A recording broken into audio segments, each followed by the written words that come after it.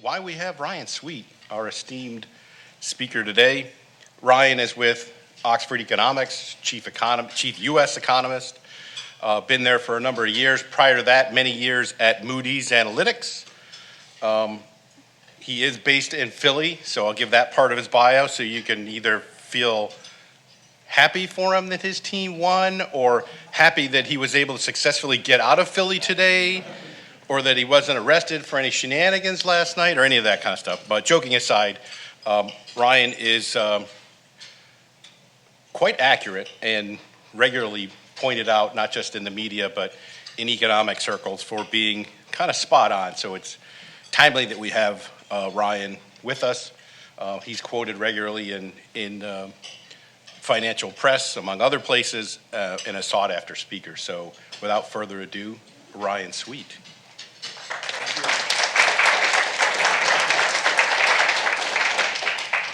Thank you very much, and it's an honor to be here, and it was pretty amazing I got out of Philly today. The airport, I've never seen it like this before, let alone the city, but I think there's a lot to cover today. So let me kind of give you a rough lay of the land of what I was thinking we could tackle, and that includes looking at the bifurcated economy. I mean, a lot of attention on the consumer and how it's the haves and the have-nots, but I think you can identify a number of aspects of the U.S. economy that kind of fit that description of being bifurcated. I thought we could discuss answering some of the what-ifs. I mean, there's a lot of what-ifs out there around tariffs, immigration, the DOGE and what they're going to do to government spending. So kind of showing you some simulations through the model of answering some of these potential what-if questions. Because as you're well aware, we have a baseline forecast, the middle of the distribution, but those tails, seems like every day, are getting wider and wider. So that's why we like to do these alternative scenarios. But before I start, how about I turn around and ask you, what is top of mind? And this is going to be a discussion. Again, Mike said, I'm from Philadelphia. I'm used to having people yell at me. I got 3 kids. We won't throw batteries. Yeah, as long as you don't throw batteries like JD Drew, we're in good shape. So what's top of mind for you? Clearly tariffs. Tariffs. I propose this point. How and why has the United States created a servile economy? A civil? Servile, Yep. not civil. Right. I would never associate with America. We can tackle that. Impact on GDP of spending cuts, DOGE activities. Perfect. Interest rates. Interest rates, that's on my, okay. The deficit, this large and growing. Yeah, interesting, we had some clients from Europe and they are scared out of their mind about the deficit. And as an economist, I'm scared. But Americans in general, compared to our European counterparts, debt deficit, that's another day. But we can tackle that because we'll weave that in when we talk about interest rates because that's something that keeps me up at night.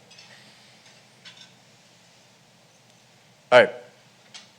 Energy load growth rising rapidly. It is, yep. We can talk about that with regards to inflation and Trump's policies. But again, can't stress enough, shout out, interrupt. We're here to have a bit of a discussion. So I thought we'd start off with the different parts of the economy that are really bifurcated. And you can just take a 30,000-foot approach and take a step back and look. It's not just within the U.S. economy that we have a bifurcated economy. We have a bifurcated global economy. So this chart here is it's a little bit noisy, but it's essentially showing our business cycle index. And the way that we construct this is that we use the indicators that the National Bureau of Economic Research uses to date where we are in the business cycle. So I'm sure everyone can rattle them off at the top of your head. But we apply this methodology to other countries. So instead of following that international textbook definition of 2 consecutive quarters is a recession of declining GDP, we kind of look at the NBER definition and look at what the Eurozone is doing, what's China doing. And you can see that the U.S.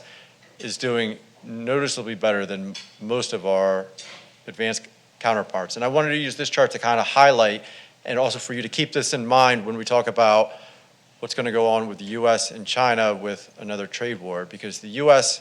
is kind of at a point of strength when it comes to the economics. The economy's doing well. Don't get too hung up on that recent dip in the business cycle index. That's really factoring in a lot of weather-related distorted data on industrial production, on employment, on housing start, or personal income, excuse me. So don't get too worried about that. But China, when they're kind of already saw their first salvo in retaliation was very measured. The only thing really going well in the Chinese economy, which is a heavily debt overloaded and overcapacity, is trade. So if we do go down another trade war with China, they're unlikely going to want to shoot themselves in the foot by retaliating aggressively with the U.S., which is the one part of the economy that's doing well. How should we be, I don't know what this is. Yeah, so anything north of 0, you're growing above trend, GDP growth. Anything below 0, you're going below trend. So that's why, again, I don't want to get too hung up on that recent dip in the U.S. I mean, we already saw fourth quarter GDP was strong. First quarter, the arithmetic is just very favorable when it comes to consumer spending. So I wouldn't say the U.S. is growing below trend growth. We've had a lot of distortions when it comes to weather. We're about to have some more with all the storms that are hitting the Midwest and about to hit the Northeast. So, it's kind of payback for the Eagles winning the Super Bowl is that we going to have to go through some winter storms over the next couple of weeks. But that's why you kind of look at China. They're well below trend. The Chinese economy is struggling quite mightily. I think we have a good labor market. I wouldn't say it's the best labor market we've ever had.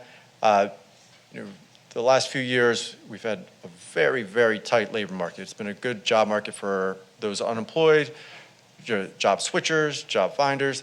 But currently, we have a bifurcated labor market as well. It's not just the global economy, it's not just the consumer, it's also in the labor market. Because it's a tougher labor market today than it has been over the last several years for those that are unemployed or those that are not in the labor force but want a job. And you can see that in this chart here, again, just looking at Z-scores, looking at how things are deviating from their historical norms or averages. And it's a unique labor market in the sense that we have a very low hiring rate, but at the same time, the layoff rate is also very low. So in other words, businesses are clearly hoarding workers, and that could be some scarring effect of the pandemic. When we had those severe labor shortages up and down the economy, every industry was struggling to find workers. Therefore, when the economy softens, businesses may be a little bit more reluctant this time around to lay off workers. And I think that's what we saw this past summer when the unemployment rate started moving up and a lot of people started getting worried about a recession because, of course, when the unemployment rate goes up, that's a clear warning sign about the health of the economy, the so-called SOM rule. But when you kind of dig beneath the headlines of why the unemployment rate is going up and you decompose the unemployment rate from this past summer, it was just we weren't creating enough jobs to keep up with growth in the labor force, which is not as troubling, or there's no causal relationship between that and a recession versus layoffs. Unfortunately, we do expect the unemployment rate to go up a little bit this year. So at the end of this year, we have an unemployment rate averaging about 4.3%. Not an enormous increase, but it's going to go up because of layoffs this time around. It's not going to be because of hiring isn't keeping up with very strong growth in the labor force. And those layoffs are going to be attributed to policy uncertainty on fiscal policy, trade uncertainty, but also these tariffs. These tariffs are going to ding the economy. Not enough to we really shouldn't be talking about a recession today, but it's going to be enough to kind of lead to some layoffs in certain manufacturing sectors over the next several months. But I think the one thing that really stands out when you talk about a bifurcated economy is the consumer. It really is a have and have not type of consumer. I'm very concerned about low and mid-income consumers. I've been concerned for the last year, and they've held up fairly well given all the circumstances when you have layoff or hiring rate low, but also wage growth moderating, particularly for lower paying industries. Lower income households, they're not benefiting from the increase in wealth, stock market wealth or the housing wealth that has accumulated quite significantly over the last several years. And they're also still adjusting to the inflation shock. As economists, we talk about inflation as the rate of inflation, but we're really just talking to each other. Consumers, they look at the price level. This really hit home, and I think I might have told Mike this story recently. I told my wife, I was like, it's really good. I was like, inflation's coming back down. We're going to get back down to the Fed's 2% target. And she stopped in her tracks and looked at me. She's like, you are a terrible economist. And I was like, what do you mean? She's like, have you been to the grocery store? Consumers, they look at the price level. And for lower income households, the price of rent, gasoline or energy in general, food, they're all still very elevated. We know those price levels aren't coming back down where they were pre-pandemic, but it takes the lower income households, mid-income households time to feel like their wages, their wealth have actually caught up to the inflation shock that we went through. That's why when we talk about tariffs in a little bit, it makes me very uneasy about the health of lower income households because tariffs are regressive. It's going to hurt lower income households the most. This chart kind of hammers home the point about the bifurcated consumer. It's looking at discretionary spending, just your traditional definition of discretionary spending, at lower income households and higher income households. And you can see that lower income households have they've improved, but not in enormous amounts since the pandemic, whereas discretionary spending among higher income households is above what we saw pre-pandemic. This gap is going to persist because even though we are going to have, you don't want to split hairs when you have a 4.3% unemployment rate at the end of the year. That's still a low unemployment rate from a historical perspective. But low-income households are still going to be under a lot of financial pressure because, yes, the inflation rates come down, but the price level is still very high, and we're still working through that period of adjustment for many of these households. So I do think we're going to have a bifurcated consumer this year and next year because, as we're going to discuss, Trump's fiscal policies are also, they're going to favor higher income households over lower income households. So this gap between the haves and the have-nots is going to persist. This isn't a huge economic issue, from year to year, but over a period of time, wealth inequality, income inequality could be very corrosive on an economy. And you can see, again, kind of highlighting the bifurcated consumer is looking at spending by income cohorts on necessities. And not too surprising, lower income households spending, their consumption basket is mostly food, transportation, energy. This looks a lot worse when you throw in renter's insurance, motor vehicle insurance, where prices have really gone up.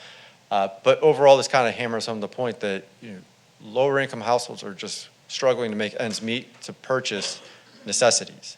Whereas higher income households who do, admittedly, they do the bulk of the consumer spending nationally, they're the ones that continue to drive consumer spending forward in the U.S. Now, I'm not saying that there's an enormous dark cloud of the consumer, but I do think when you talk about overall consumer spending, looking at retail sales or real consumer spending, it's great. Consumers are spending fairly aggressively, but it kind of masks underneath the headlines some of the weaknesses or the disparities across income cohorts. Same thing when you look at the labor market. The labor market looks great, but when you kind of peel back the onion, you see certain cohorts that are under pressure, and it feels like a recession to some. Those that are in manufacturing, it feels like a recession to them. Lower income consumers, for many of them, it feels like a recession. So I think that's one reason we see this enormous disparity between the numbers that we look at, which would say the economy's in good, great shape, but consumers' perception differs because it all depends on where you are in that income distribution. And it's also a bifurcated economy for businesses, depending if you're small, medium, or large. Now, I'll be the first one to admit there's no concrete definition of what a small business is. I've heard definitions where it's less than 500 workers, which I can always scratch my head with. That sounds like a medium to large size business to me. But in the back of my mind, I always think of businesses that have 25 or fewer as a small business. And they're under pressure as well. Their input costs are still high because the labor market's tight, so unit labor costs are still growing. High interest rates are taking a particular heavy burden on smaller business versus larger businesses because, of course, larger businesses are going to have better access to capital markets versus the smaller firms. And at the same time, sales for small businesses, revenues are slowing, so they're under a lot of pressure. Very similar to lower income households. Now, small businesses generally, over the last several decades, they're the backbone of the labor market. And you can see on the chart on the left-hand side, you see bankruptcies among small businesses. So going through all the different various chapters, there's sub-chapter V in chapter 11. That's kind of the focal point of small businesses. That's where you're going to see that show up. We don't have a tremendous amount of data, only just a few years, because this data is relatively new. But you can see bankruptcies are rising. All right, and generally you would say that's a sign of we got a problem. The glass half full argument, which I kind of buy into, is the chart on the right-hand side. Now keep in mind, we went through a tremendous period of significant increases in business formations.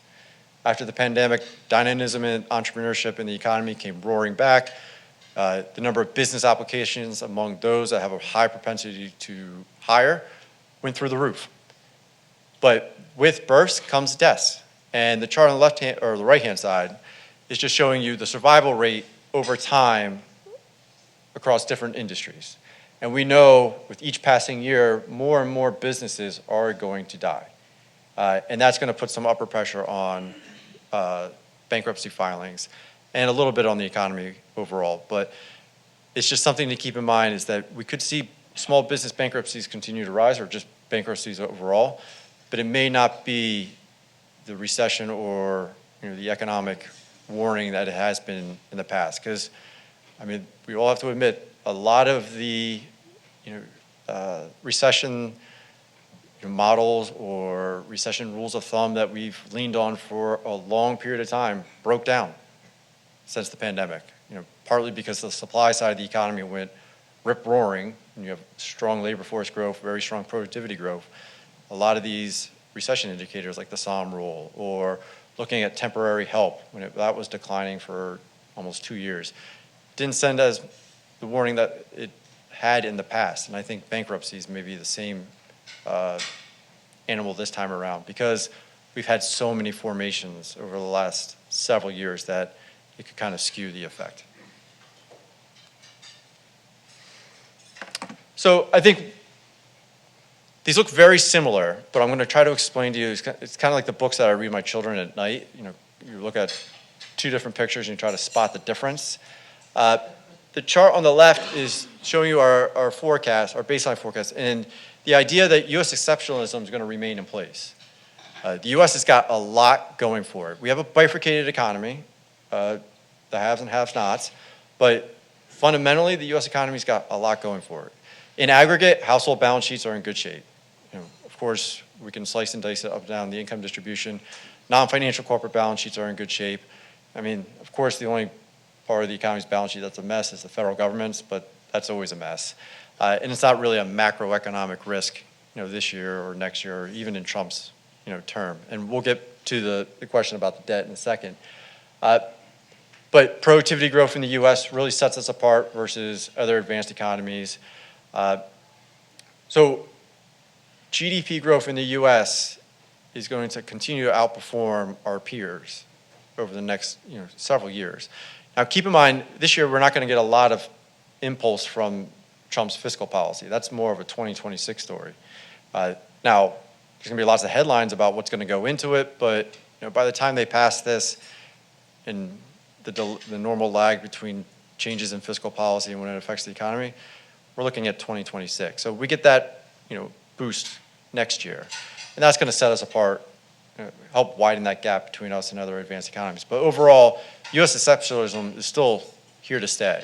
Now, the big question is, well, what happens if we go down a path of a trade war? And that's the chart on the right-hand side. And if you run different trade war scenarios or tariff scenarios, which I'll show you, in a little bit more granularity in a second, we're not immune. We're going to feel the effect because generally tariffs are going to be inflationary, and that's going to, let me take a step back. The way I like to think about tariffs without causing a lot of fights and arguments is not to discuss them in terms of inflation, but thinking about it on the income side of things. So when you get tariffs, real disposable income is going to go down, and that's going to affect people's purchasing power. If tariffs aren't inflationary because the Fed raises interest rates, real disposable income is going to go down because the economy is going to struggle, if not flirt with a recession. So either way, it's a lose-lose situation for real disposable income, which that's what matters for consumer spending. No matter how you model consumer spending, the driving force of the consumer is changes in real disposable income.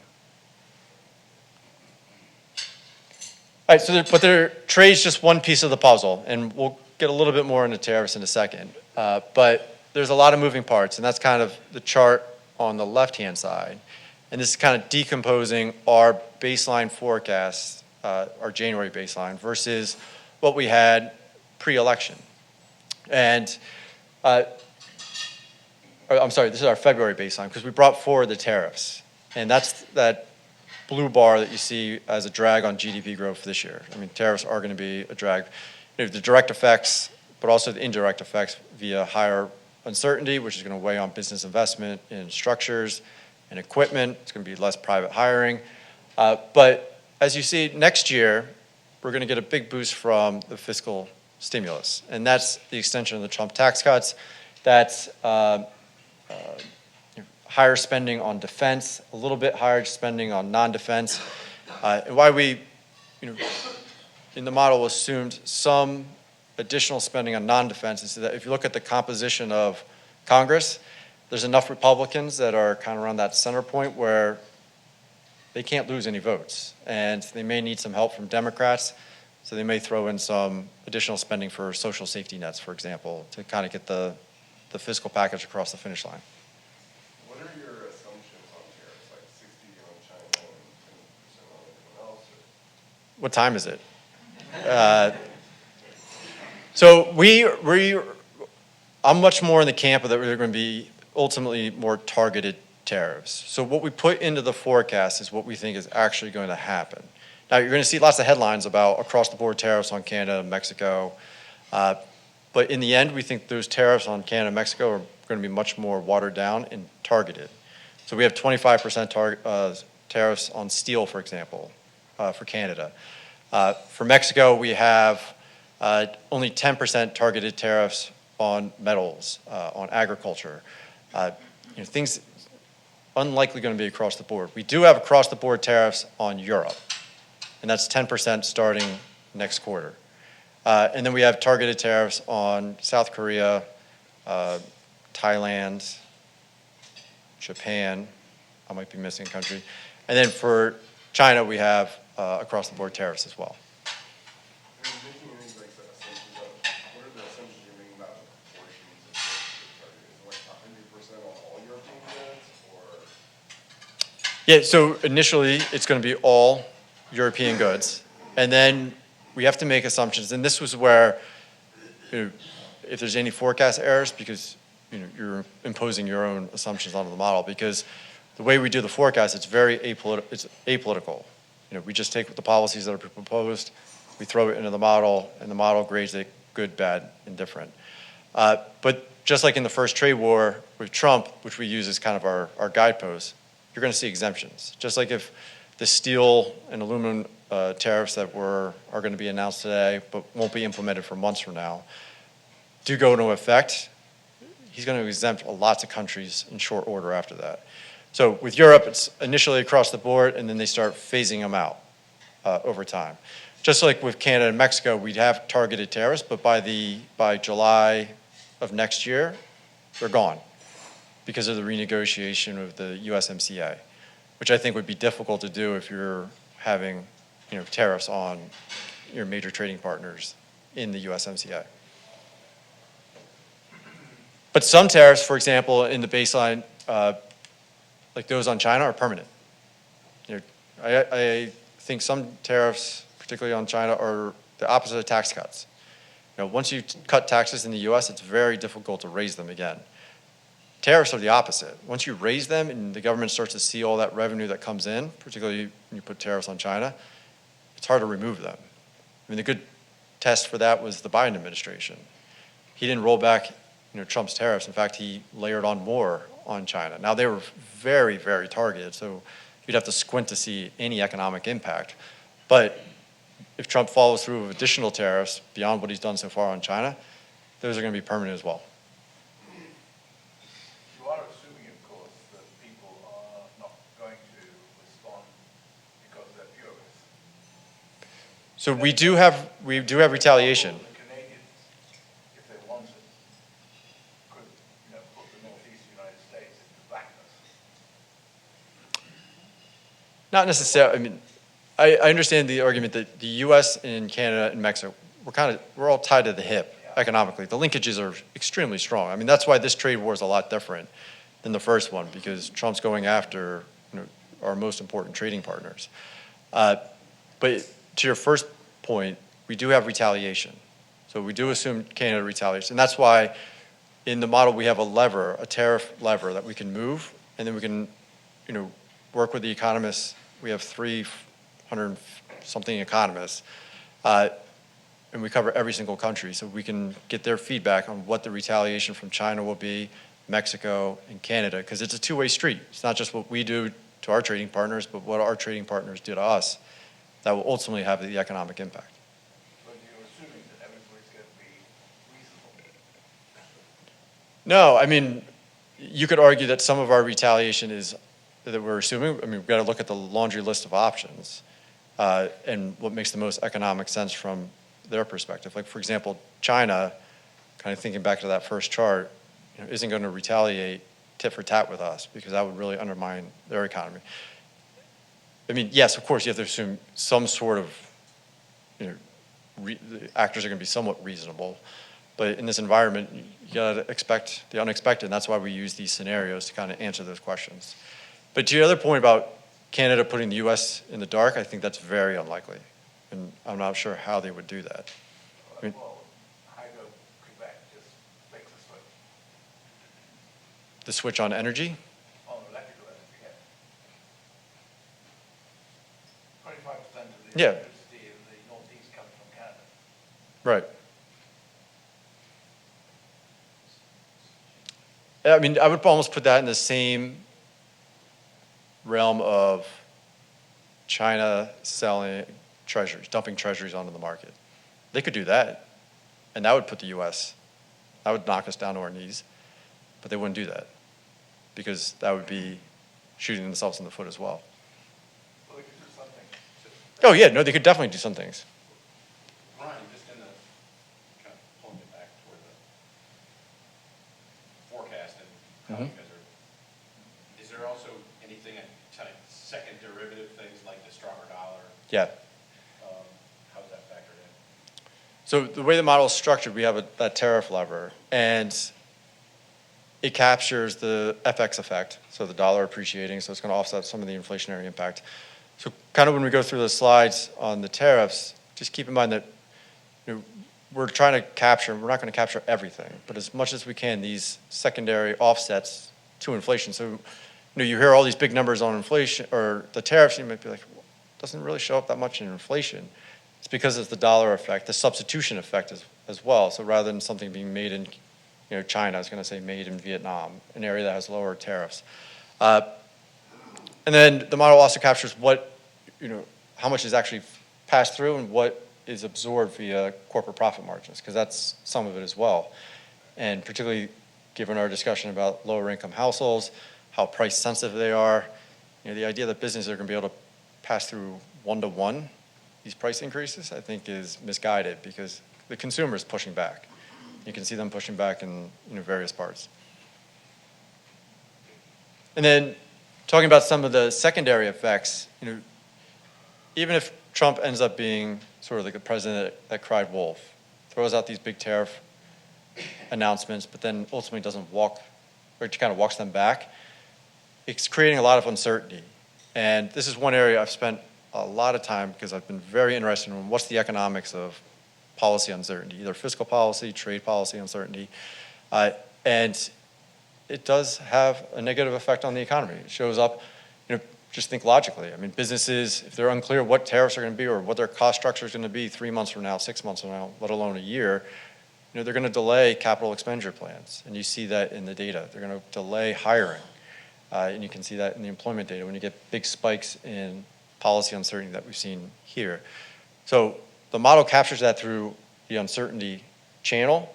But this is one area where, it makes me a little bit nervous that if we're off on the trade impact on the U.S. economy, it's really not going to be through the trade flows or the inflation. It's going to be through the policy channel.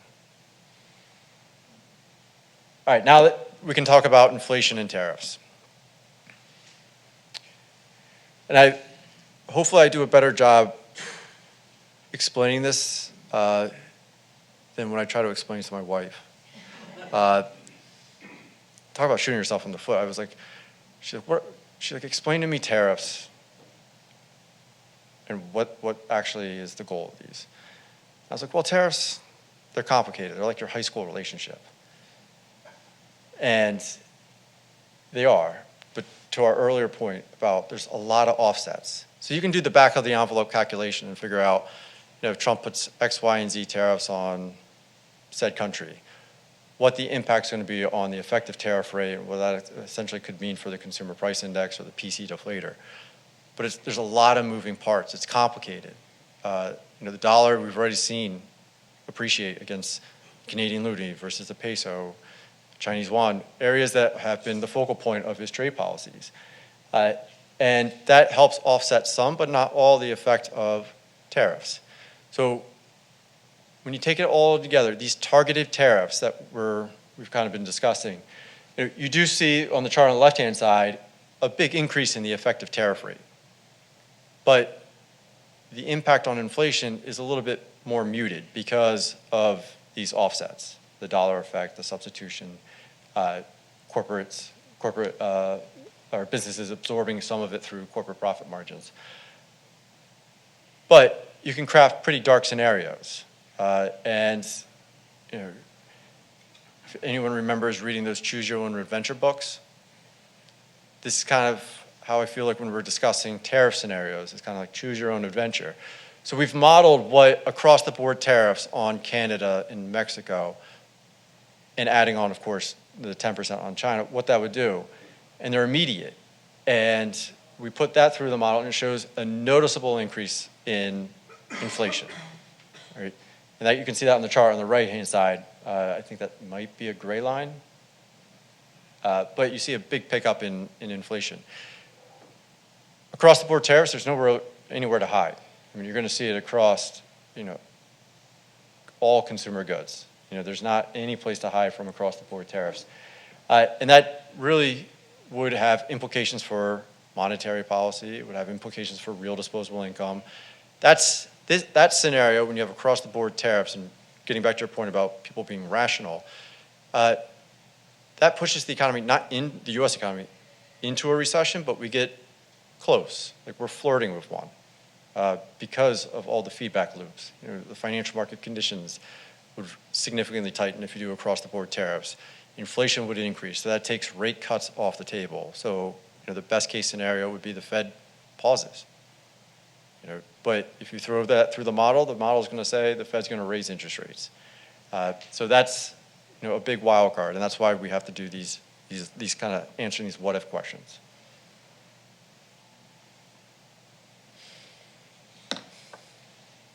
I know I ruined your lunch with tariffs. So maybe we can talk about immigration, right? Because this is a big wild card for how the economy unfolds, not necessarily this year, but over the next several years. And I think we all saw on Friday with the revisions to the household survey, the big pop in household employment, labor force, and most of that was driven by immigration. So the U.S. has gone through a significant surge in immigration, legal, unauthorized, over the last several years. And I think this kind of highlighted where a lot of large-scale macro models were kind of falling short is that they weren't capturing the supply side of the economy overly well. So we've been spending a lot of time doing, enhancements to that part of the model, but also digging into doing the research behind it. So I'll pause. Yeah, taxi and limo service, does that include Uber and Lyft? No, it doesn't. Well, that's a great question. The way that BLS is measuring the gig economy, I don't think it's showing up in these NAICS codes yet. But I could be wrong. I can double check for you. I think they're showing up more on the household side because a lot of them are self-employed. But that's great. Let me double check. But for the chart on the left-hand side, we're creating this immigration tracker. It's a fun exercise to do nowcasting of GDP, inflation, CPI. It's a lot less fun to try to nowcast immigration.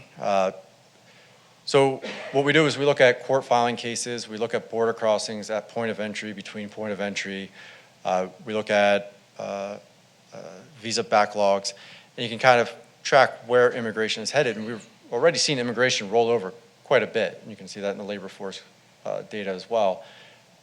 So in any given year, immigration on average, including the recent surge, it's about 1.1 million per annum.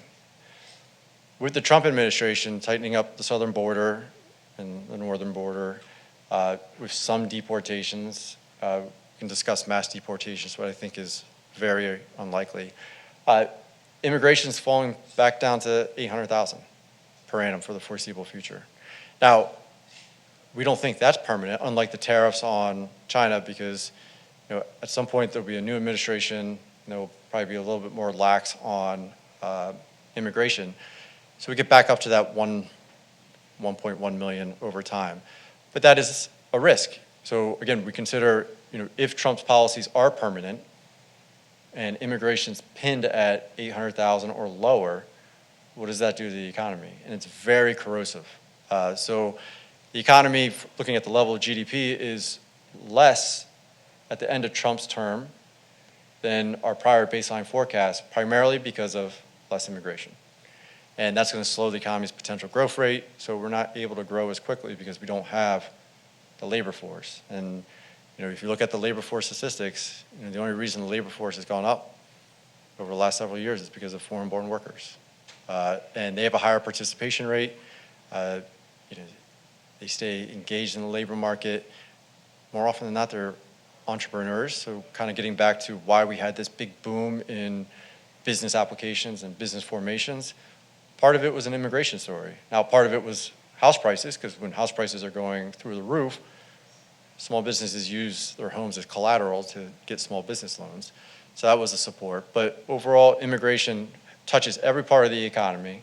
If you look at kind of the chart on the right-hand side showing where immigrants are have an outsized presence in the labor market, and we can look at this by length of time in the U.S.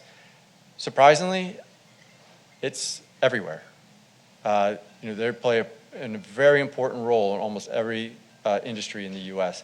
So we kind of highlighted the ones where you're going to see potentially the biggest disruption by less immigration, but also the threat of deportations. And the reason I say that mass deportations are unlikely is the logistics behind it. We'll get tied up in the courts. And then for a lot of Republicans, it's going to be the sheer cost. There's lots of estimates, but I think it's $12,000 or $13,000 per person to deport. So if you kind of just do the math on top of your head, the numbers Trump's throwing out there as the number of people he wants to deport, the math's not going to work out if they're trying to cut government spending. So let me pause there. We've tackled a lot so far. Any questions, comments? You talked about business formation rates. I wonder if you've looked at household formation rates, not just since COVID, but since the financial crisis, and what story does that tell? It's not a great story, but we look at it very closely because in any large-scale macro model, demographics is your key lever. So understanding household formations is going to feed into, and we look at it by one-year cohorts. It's going to have an impact on housing, rental versus owning things like that. Why I'm worried about less immigration, just overall less labor force growth, is that we have an aging population. We have enormous demographic headwind. Not as bad as what's going on in Europe, and nowhere near as bad as what's going on in Asia, but the labor force is going to shrink just naturally because of the number of people that are leaving the labor force because of retirement. And we don't have a lot of people behind them to fill. We have the millennials, but behind the millennials, the age cohort is smaller. So I think if you want to be optimistic about one segment of the economy when it comes to demographics, it's housing for the next 6 to 7 years. Because if you look at one-year age cohorts, a lot of them are moving into their first-time home buying years. Now, affordability, that's a different story. But the demand is there for rental and single family. Whether or not that generation can afford it is still top of mind. And interest rates play a big role in that. House prices. But also, I think one thing that flies under the radar and something that we include when we look at housing affordability, not just nationally, but across states and metros, is homeowners insurance, just given how quickly they have risen. When you add that into the affordability calculation, things look even worse. But looking at just the demand side, there's going to be lots of demand for housing. Just based on one-year population cohorts that are moving into their prime first-time home buying years.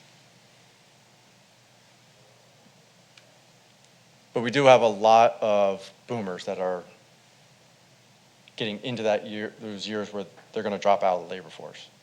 And given how their wealth is accumulated from the stock market, from the housing market, they could drop off maybe a little bit earlier. I'm not saying a decade, but maybe a couple of years. And that would just exacerbate the labor supply constraints that we're going to have. So I mentioned that the unemployment rate is going to rise towards the end of this year, but then it drops back down below 4 next year because these labor supply constraints kick in. It's going to be a very tight labor market. And on top of that, it's not just because of less immigration, it's because boomers are going to be retiring in larger and larger numbers with each passing year.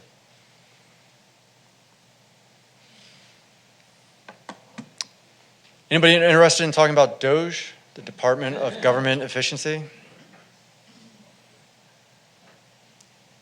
All right, well, if you like it or not, we're going to talk about it. So I think this is another good example of answering these what-if questions, and something that we use our model to do and quantify. Because we get client questions that are saying, the DOGE is saying they're going to cut $2 trillion in the deficit. Well, first we know that's mathematically not possible. But we do these what-if questions and say, all right, what happens if they cut $500 billion, $1 trillion, so on and so on? What does that do to the unemployment rate? What does that do to GDP? What does it do to inflation? But when it comes to our baseline forecast, we have to put a reasonable assumption in there. So that's why we decompose the government's budget, which is on the left-hand side, and we kind of identify the untouchables. And number one on that list is interest on the debt. Like, that's an untouchable. So you kind of see what is available to them to potentially suggest or recommend cutting, because I think we're all aware DOGE doesn't have the power of the purse, Congress does. So Congress has the ability to change government spending. DOGE really doesn't. We've kind of seen this movie before. We've had commissions in the past looking at trying to cut government spending, and nothing really came out of it. So when we look at this, we made an assumption that they're going to cut $200 billion in so-called fraud, waste, things like that. So that's already assumed in our baseline forecast, but we wanted to take a little bit more of an extreme scenario and say, what happens if they cut more? We think it's unlikely because of the chart on the right-hand side. And again, as an economist, I think incentives matter. And if you are an elected official, what is your incentive? To get reelected. So you're not going to cut large swaths of government spending that's going to undermine your constituents. And that's what the chart on the right-hand side is showing you, is that the impact of government spending is not just isolated to DC, it's spread out through states and metro areas, both Republican and Democrat. So In the end, we talked about people being rational. Here's an example where we assume lawmakers would be rational and that they're not going to want to undermine their chances of re-election by cutting $1 trillion from the deficit. But what happens if I'm wrong? So here's 3 different scenarios with subjective probabilities around them. So one scenario is that the first one, so roughly a 30% probability. So they're able to get some spending cuts through. All right? Congress takes their recommendations, they cut spending in areas that they identify as waste. The second scenario is they just enforce more stricter spending limits. You just have some spending cuts through attrition via that way. And then, of course, you got to bookmark this with a more downbeat scenario, which is a very low probability, where they reduce deficits through eliminating programs and funding. So this is kind of Doge unhinged, and Congress takes them at their recommendations. So you can see the impact on GDP relative to our baseline. The severity increases quite noticeably. And again, I think your point about people acting rationally, and this is where maybe as an economist, I could be wrong. I'm assuming people are going to act rationally and that they're not going to pursue this knowing that it's going to undermine the economy, push the unemployment rate higher, not only nationally, but particularly across those districts or the metro areas that I showed you previously that are very reliant on federal funding or federal employment, non-defense federal employment. So again, assuming people are reasonable or rational, that I guess we call it orange, that yellow-orange line that's why it has such a low probability, is that it's unlikely going to happen. All right, turning to interest rates. Anyway, we all forgot about the Fed. I mean, for a few years, that was top of mind. What's the Fed going to do? Where are interest rates headed? The Fed's aware of all this. Do they know tariffs uncertainty is going to weigh on the economy? The unemployment rate might nudge a little bit higher. But the bigger question for them, at least in my perspective, is what's it mean for inflation? Because the Fed, just like many economists, got the pandemic inflation shock wrong. It was a lot more inflationary than what they were anticipating, what a lot of business economists were anticipating. So you could be a little bit hesitant to go down and repeat that mistake. So where the Fed most likely will feel comfortable is sitting on the sidelines. So before all the tariff announcements, I thought the Fed was going to cut 2-3 times this year, because inflation without tariffs was moving back down to target. The labor market was showing a few signs of fissures, but nothing to raise a concern about a recession, so they could continue to normalize interest rates. The tariffs kind of changed that calculation, because again, the Fed can cut rates aggressively if this doesn't turn out to be as inflationary as some people are worried about. I'm not overly concerned, but they have a lot of maneuverability. Where they don't want to end up is repeating the errors that happened after the pandemic. So in other words, think about ghosts of inflation past are still going to most likely haunt the Fed, and they're most likely going to err on the side of keeping rates unchanged for the bulk of this year. In fact, the only rate cut that we have is in December. But that's all tied to these tariff assumptions and whether or not Trump follows through with them. If you get a darker scenario where Trump does go 25 across the board on Canada and Mexico, I don't think that puts a rate hike on the table, because you can look at the simulations that the Fed has done, or you can use our model to play with it. If you hike interest rates into a supply shock, it's just going to make things worse. So I think the Fed's going to feel the most comfortable on the sidelines.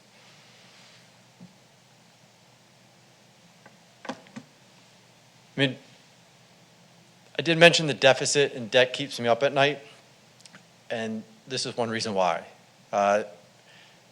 All the chatter about tariffs gets a lot of headlines, concerns about government spending, a lot of headlines. What I'm most worried about is long-term interest rates. This is a big issue, potentially, for the economy this year. And you can see in just this chart here, typically long-term rates decline after the Fed starts cutting interest rates. But the opposite happened this time around, and long-term rates have moved higher. That's prolonging the pain in the housing market. If you look at why I'm concerned about housing, I mean, we got the demographic tailwind for demand. It's the supply side. The number of units that are authorized but not started for multifamily and single family is very full. But if interest rates remain this high for much longer, and on top of that, you layer on tariffs on Mexico and Canada, where we import a tremendous amount of building materials, cancellation rates are going to go up. All right? And then you're going to start to see layoffs in construction. I mean, if you look up and down, the detailed aspects of construction, you'll see a lot of layoffs. But we're kind of skating on thin ice here. And that if this drags on for much longer, then we're going to start to see layoffs, and that's a problem. So that's something I'm keeping a close eye on. But why long-term interest rates? And also, it's going to hurt business investment. Interest rates are going to affect all different parts of the economy. And when it comes to the debt, it's not necessarily interest rates this year, not a huge issue. I know Trump wants to get interest rates down. Long-term interest rates, not necessarily forcing the Fed to cut. But the issue for Trump is going to be the term premium. So when you decompose the 10-year Treasury yield into three main components, inflation expectations, market-based measures of inflation expectations are still anchored. This is something we can discuss, but I don't put a lot of emphasis or stock in consumer-based measures of inflation expectations or even business surveys. I pay more attention to what the bond market is doing because they're putting their money where their mouth is. And I think that's more telling. But that's fairly stable. If you look at the expected path of real Fed funds rate, that's come down. It's the term premium. The term premium is what's really driving long-term rates up. So the term premium after, Mike will know off the top of his head, it's been negative for years and years now.